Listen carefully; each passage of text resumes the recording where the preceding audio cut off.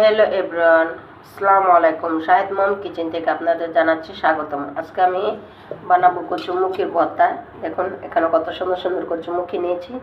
এগুলো এখন আমি ভালো করে ধুয়ে পরিষ্কার করে নিব।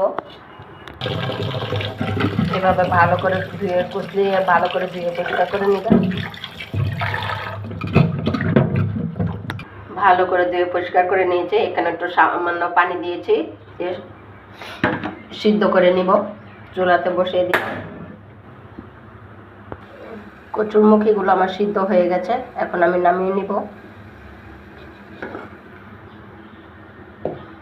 চুলাটা অফ করে দিচ্ছি। চুলাতে একটা প্যান বসিয়ে দিয়েছি। এখন আমি 5-6টা মরিচ ভালো করে ভেজে নিব। এখন কচুরমুখি খোসাগুলো আমি এভাবে ছাড়িয়ে নিব।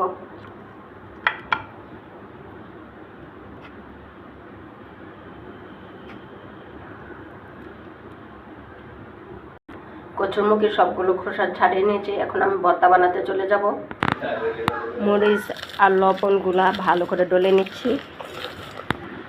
মরিচ আর লবণ ভালো করে ডলে নিয়েছি। এখন দিয়ে দেবো পেঁয়াজ কুচি। ভালো করে ডলে নিব পেঁয়াজ কুচিগুলো। পেঁয়াজগুলো মরিচের সাথে ভালো করে ডলে নিয়েছি। এখন দিয়ে দেবো কচুরমুখি। ঠিক এইভাবে চটকে নিব।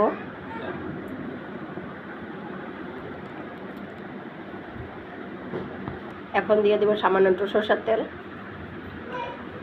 রাঁধুনি সরষের তেল। ভালো করে মিশিয়ে নিব। সব শেষে দিয়ে দেবো ধনিয়া পাতা কুচি। এই যে ধনিয়া পাতা কুচি দিয়ে ভালো করে মেখে নিব।